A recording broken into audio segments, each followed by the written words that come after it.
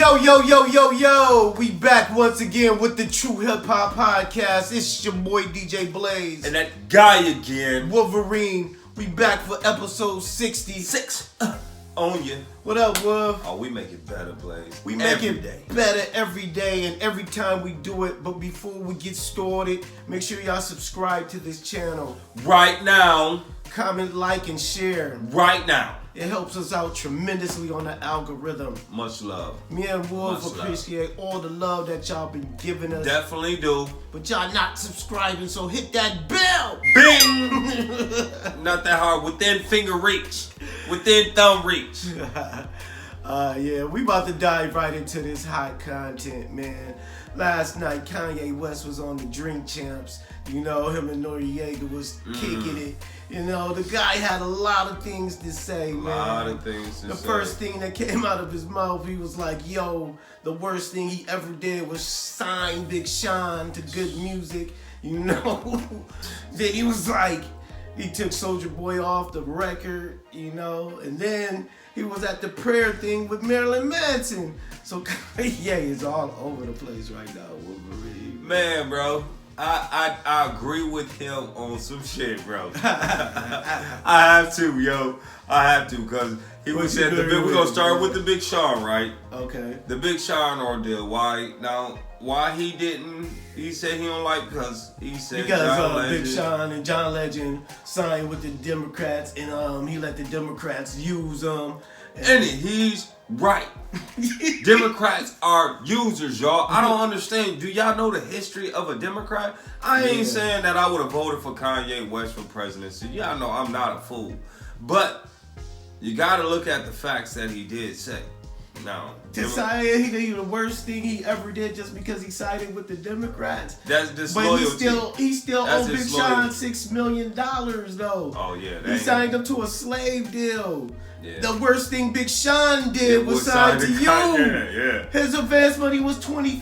Kanye put him on the shelf for 3 years. 3 years. You know what I'm saying? Because he felt like he was still in his style. Because remember the beef that he had with Big Sean and Drake at that time. Yeah. And so he signed Big Sean and put his album on the shelf for 3 years.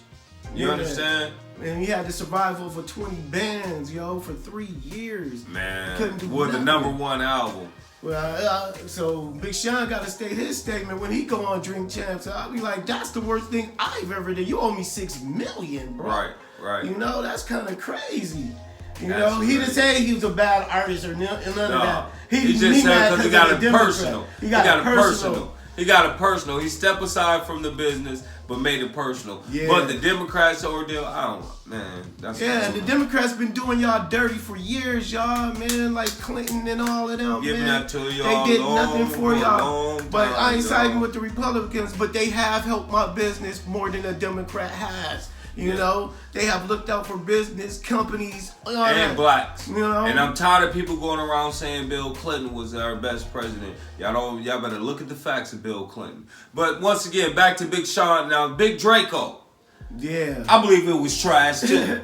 So when Noriega, he was like, "Well, so you like Soulja Boy? What happened to the verse?" So Kanye was like, "You ain't hear it?" Right. He was like, what? He was like, yeah. Was it trash? He was like, yep. It kept going, you know what I'm saying? Man. So he was like, he removed him. And then young Draco got on there. He was mad and shit. He was like, man, this is the hardest verse I ever made. Oh, you gonna say my verse ain't hard? Watch Me You was the hardest thing that he said. that he made. Yeah, that he said. That's part is the hardest thing that he ever. Other than that, Big Draco, Soulja Boy, he needed to. He do the troll. He another 6ix9ine Tekashi to me, man. Yeah, and that's how he stayed relevant. Another Tekashi. Anytime his name is put up or he invented this, it's some type of gimmick. Every time, some type of. But that's good marketing because he keep his name out there. You know, that's just not 100. His music ain't popping. That's why he was taken off the Donda album.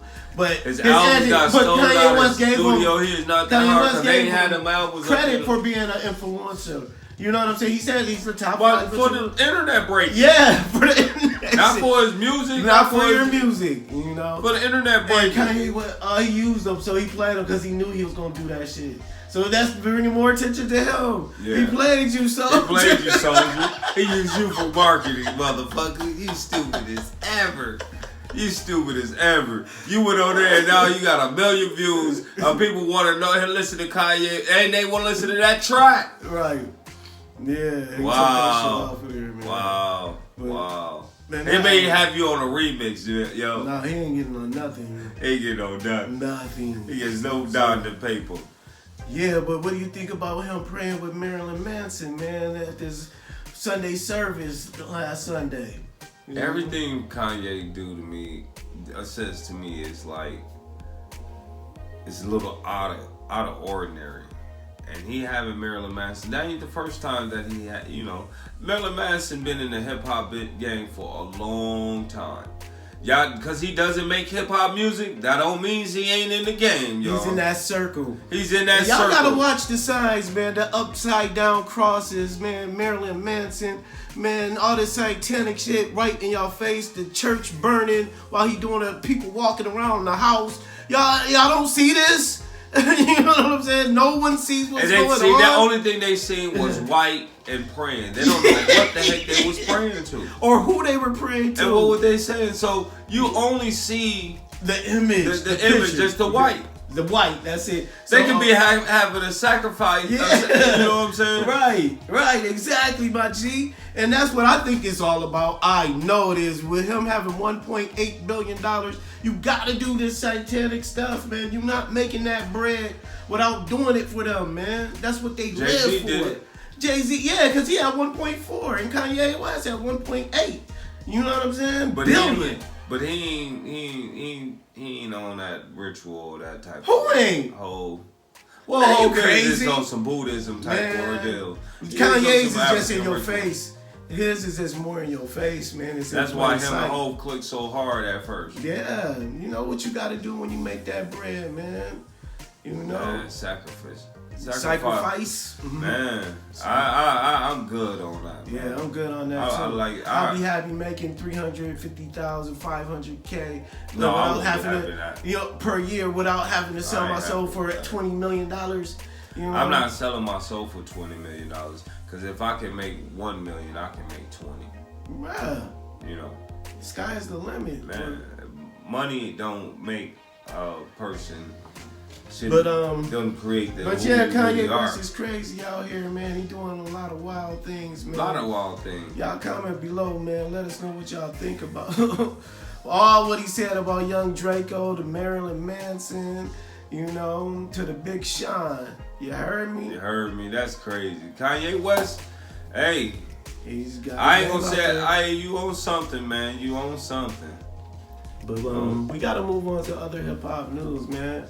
And Double XL, man, on TikTok, man, DMX had one of his last interviews, and it was like, you ever met Biggie? You know what I'm saying? He was like, yeah, the Locks had signed to them, and Puffy didn't like me, because Jadakiss was like, we the puppies, and if you like us, you gonna like the big dog X.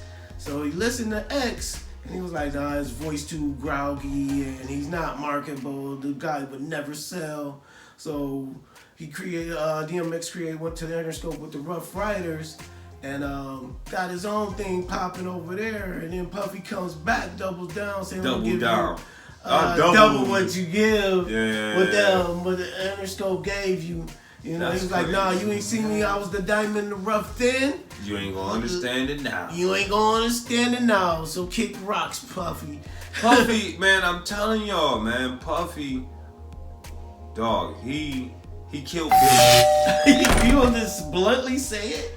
He killed Biggie. I'm sorry. I can't hold it no more. How you take my man out to California with a death wish on him? Yeah, that was just for crazy, you to make some money. Not only do a show, but then you at the club. And the song Going Back to Cali, when it come on, it's the real recording of him talking to Biggie. Like, we gotta go to LAX. He was like, oh, Cali?